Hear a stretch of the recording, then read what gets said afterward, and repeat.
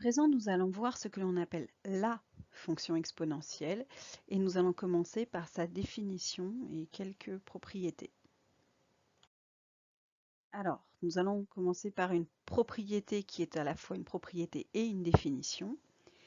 Il existe une unique fonction qui a x associe q puissance x, donc une fonction exponentielle comme celle que nous avons étudiée précédemment, mais il n'y en a qu'une dont le nombre dérivé quand x vaut 0 vaut 1.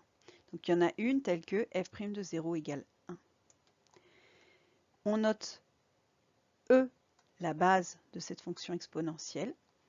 On a e qui est un nombre qui est proche de 2,718, vous le trouverez sur votre calculatrice. On dit que la fonction exponentielle de base e est la fonction exponentielle notée exp comme exponentielle. Exponentielle est donc la fonction définie et dérivable sur R telle que exponentielle x égale e puissance x et exponentielle prime de 0 égale 1. Voilà ce que l'on appelle la fonction exponentielle.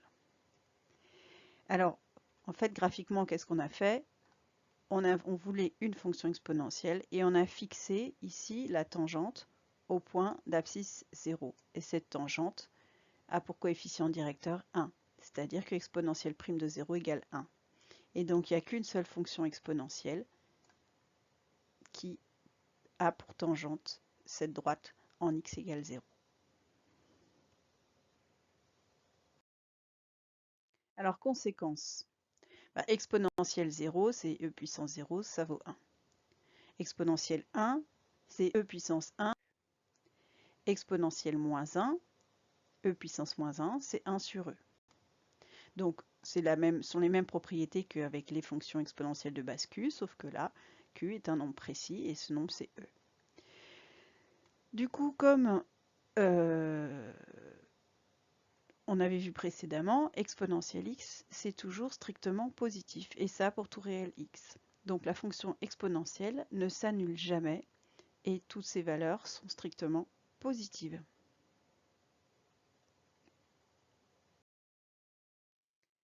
Alors à présent, voyons une propriété. Comme e est supérieur à 1, puisque e c'est 2, 71 et des poussières. Comme e est supérieur à 1, on l'a vu précédemment que la fonction q puissance x quand q est supérieur à 1 est croissante. Donc la fonction exponentielle est une fonction strictement croissante. Ce qui, entre autres, peut nous servir pour résoudre des inéquations. Exponentielle x est supérieur à exponentielle y si et seulement si x est supérieur à y. Cette propriété de conserver l'ordre, je rappelle que c'est une propriété des fonctions croissantes. Donc on va en déduire des équations et des inéquations classiques, c'est-à-dire celles qu'on sera amené très souvent et pour lesquelles on ne devrait même pas avoir à réfléchir, il faut les connaître. Donc exponentielle x égale 1 pour x égale 0 et uniquement pour x égale 0. Exponentielle x inférieure à 1 comme la fonction elle est croissante, ça veut dire que x est négatif. Et exponentielle x est supérieur à 1, on conserve l'ordre pour x strictement positif. Donc ces trois relations, vous devez absolument les connaître par cœur et vous devriez savoir vous les utiliser sans trop avoir à y réfléchir.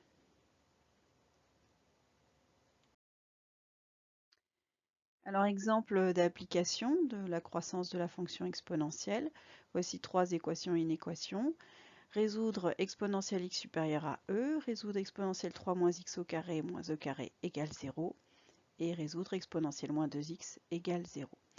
Alors une petite remarque, là déjà je l'ai fait, soit on écrit exponentielle x, c'est-à-dire exp parenthèse x, soit on utilise cette notation-là.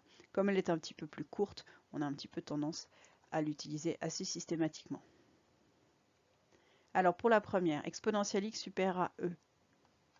Comme e c'est e puissance 1, exponentielle x supérieure à exponentielle, enfin à e, ça veut dire que exponentielle x est supérieure à e puissance 1. Et donc, comme on l'a vu précédemment, comme la fonction est croissante, ça veut dire que x est supérieur à 1. Donc, la solution, c'est l'intervalle 1 plus l'infini, ouvert en 1 puisque c'est strictement supérieur. La deuxième, alors là, je vais devoir utiliser la relation fonctionnelle. J'ai exponentielle 3 moins x au carré. Donc on l'a vu, c'est exponentielle 3 moins x fois 2. Puissance de puissance, on multiplie les exposants. Donc 3 moins x fois 2. Et le moins exponentielle carré, je l'ai fait passer de l'autre côté, j'ai ajouté exponentielle carré des deux côtés, et du coup ça me donne cette égalité.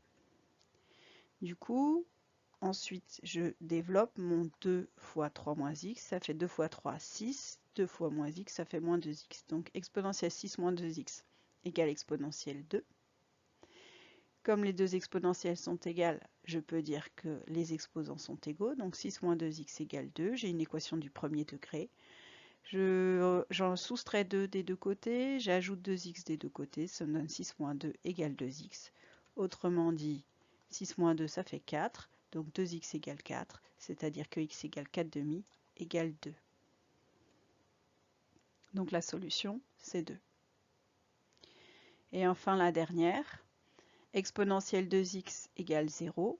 On l'a déjà dit précédemment, l'exponentielle, c'est toujours strictement positif. Donc cette équation n'a pas de solution. Il n'y a pas de nombre réel dont l'exponentielle vaut 0. Donc la solution est l'ensemble vide. Donc j'ai utilisé ces propriétés qu'on a déjà écrites précédemment dans le cours pour un réel Q positif. Mais bon, bien sûr, ce sont les mêmes avec l'exponentielle. Donc si vous n'êtes pas sûr de les retenir, je vous conseille de les réécrire. C'est trois relations de l'exponentielle, c'est-à-dire que le produit de deux exponentielles est égal à l'exponentielle de la somme. Le quotient de deux exponentielles est égal à l'exponentielle de la soustraction, de la différence. Et exponentielle x puissance y égale exponentielle x fois y. Donc peut-être que vous pouvez les réécrire afin d'être sûr de ne pas les oublier.